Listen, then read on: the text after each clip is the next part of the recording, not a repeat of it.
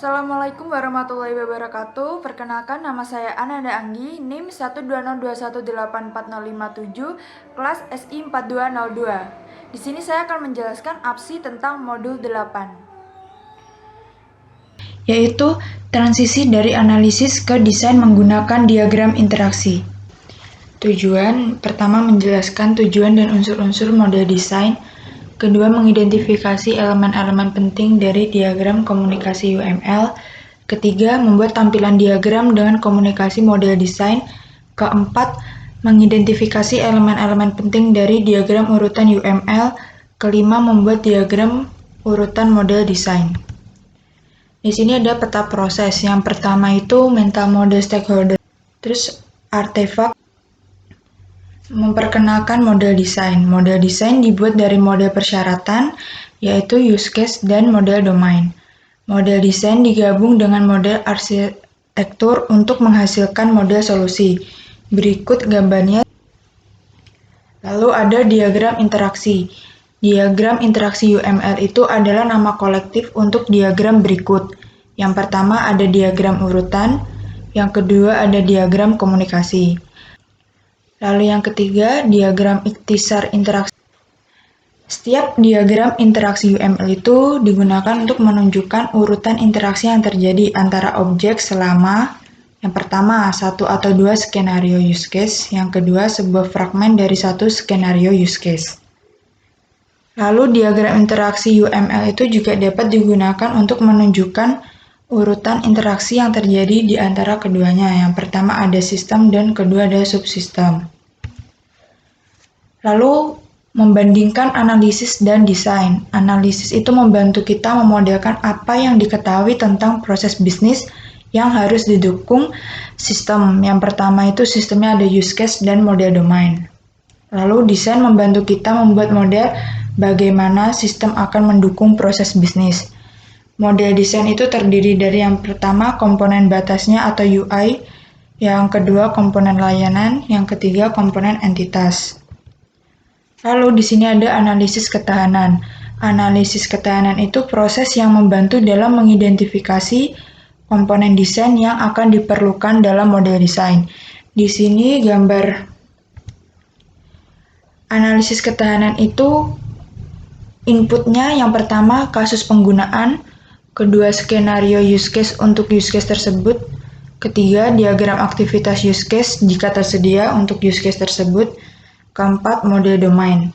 Lalu output dari analisisnya, mode desain biasanya ditangkap dalam interaksi UML diagram dengan komponen desain seperti batas, layanan, dan komponen entitas. Ini komponen batasan. Komponen batasan itu kelas batas atau komponen yang digunakan untuk memodelkan interaksi antara sistem dan aktornya, yaitu pengguna dan sistem eksternal. Itu menurut Jacobson. Berikut ada gambar, abstraksi layar UI, sensor, antarmuka komunikasi, dan sebagainya. Komponen UI itu tingkat tinggi. Yang ketiga, setiap komponen batas harus dikaitkan dengan setidaknya satu aktor.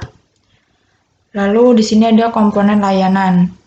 Kelas komponen kontrol atau layanan itu mewakili koordinasi, pengurutan, transaksi, dan kontrol objek lain, dan sering digunakan untuk merangkum kontrol yang terkait dengan kasus penggunaan tertentu, seperti pada gambar. Yang pertama, mengkoordinasikan aliran kontrol. Kedua, mengisolasi setiap perubahan alur kerja dari komponen batas dan entitas. Di sini ada komponen entitas. Komponen entitas itu komponen kelas entitas yang digunakan untuk memodelkan informasi yang berumur panjang dan sering persisten. Ini gambar komponen entitasnya. Entitas biasanya bersesuaian dengan objek domain. Yang kedua, sebagian besar entitas gigih. Yang ketiga, entitas dapat memiliki perilaku yang kompleks. Lalu ada komponen layanan dan entitas. Komponen entitas akan sering memiliki komponen layanan yang sesuai. Berikut dengan gambarnya.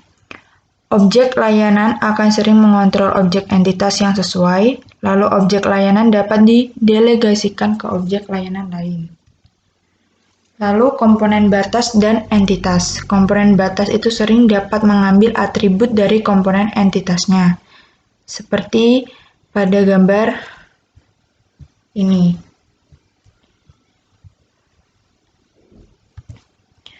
Lalu menjelaskan proses analisis robustness.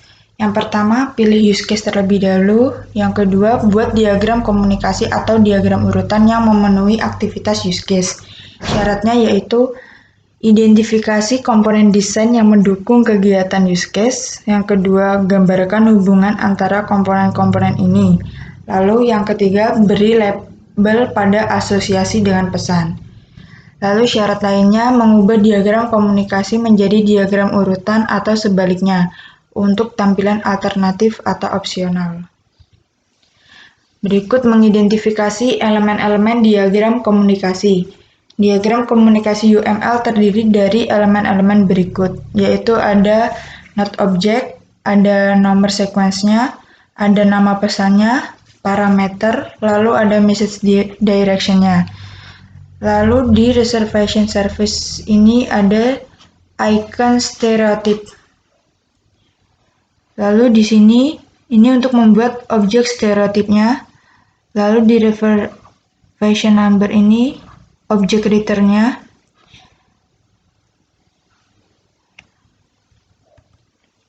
Mengidentifikasi elemen-elemen diagram komunikasi. Variasi dari diagram komunikasi sebelumnya.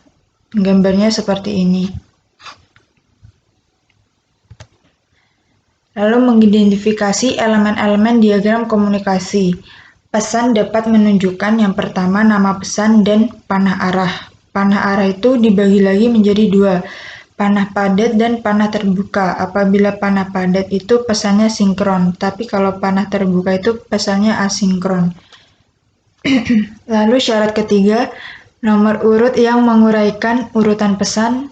Yang keempat, daftar parameter yang diteruskan ke objek penerima.